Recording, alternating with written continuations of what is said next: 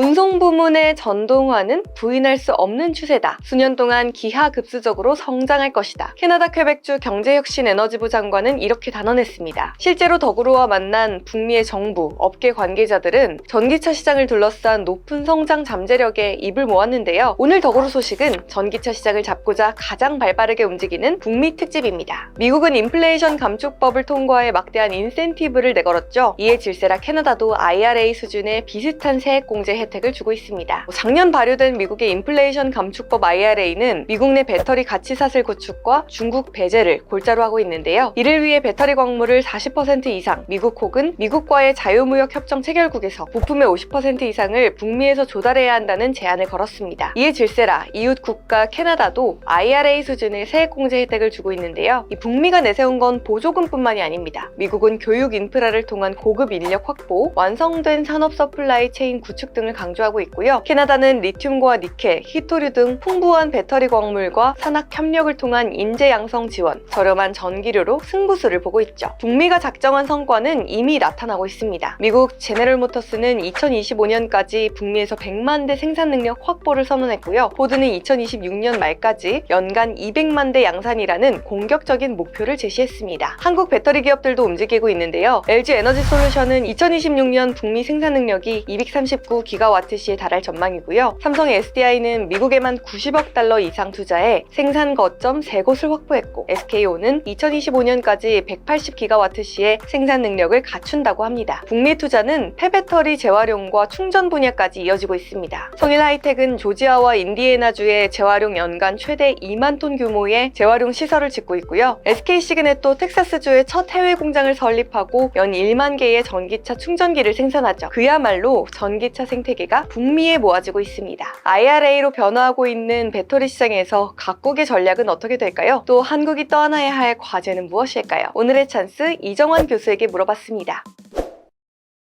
인플레이션 감축법에 따라서 북미 지역의 산업 지도가 완전히 바뀌는 게 아니냐라는 논의가 확장되고 있습니다. 아무래도 적극적인 세제 혜택, 그리고 공격적인 정책, 그다음에 다양한 보조금 정책이 합병되면서 굉장히 강력한 정책을 피고 있다고 보시면 될 것 같고요. 굉장히 공격적이고 즉각적인 정책이기 때문에 이런 세제 혜택하고 보조금을 경쟁적으로 누리려고 하는 이런 산업계의 움직임이 있다라고 아마 이해하시면 될 것 같습니다. 아무래도 이 혜택을 받는 분야는 디지털 분야하고 에너지 분야라고 말씀드릴 수 있겠는데요. 디지털 분야 같은 경우는 역시 반도체 분야가 핵심이 될 것이고, 이에 영향을 받아서 추가적으로 AI 분야 이런 정도가 이제 아무래도 미국으로 쏠리게 될 것이다 라고 보고 있습니다.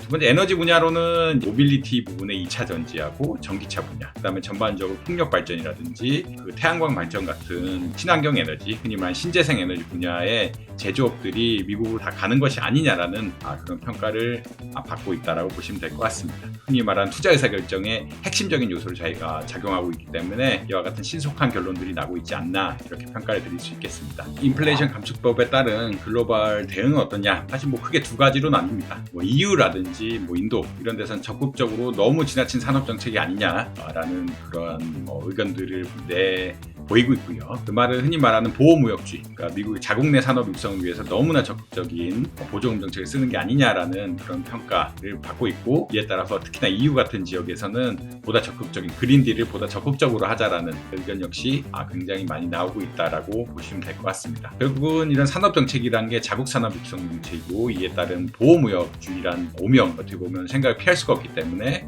이러한 다양한 국가들, 특히 EU나 인도 중심으로 해서 굉장히 강력한 반발을 받고 있다라는 점을 지적할 수 있고요. 실제로 이런 FDI 같은 부분들이 굉장히 많이 줄었다. 이것의 큰 요인으로 인플레이션 감축법을 들고 있는 이런 상황이다라고 보시면 될 것 같습니다. 그래서 실질적으로 이런 인플레이션 감축법의 효과가 EU 지역이라든지 일본 지역에 나타나고 있는 것이 아니냐, 많이 평가하고 있습니다. 우리 역시 이제 혜택을 많이 입어야 이제 잘하고 있다라고 보실 수 있을 것 같은데요. 아무래도 태양광 분야라든지 다양한 다수의 기업들이 미국에 실제 공장을 설치하려고 적극적으로 진출하고 있는 이런 상황이고요. 그 다음에 이제 2차 전지 업계 역시 아무래도 배터리 부분에 대한 보조금이 강화되다 보니까 어떻게 보자면 폐배터리 부자, 전기차 배터리 분야 전반적으로 굉장히 투자가 많이 이루어지고 있다. LG 에너지 솔루션이라든지 SK온 이런 기업들을 중심으로 적극적인 투자가 이루어지고 있는 상황이다라고 아마 이해하시면 될 것 같습니다. 결국은 미국 시장을 포기할 수 없다라 그러면 적극적인 보조금과 세제 혜택을 누려야 되기 때문에 많은 진출이 예상되고 있으나 아직까지는 조금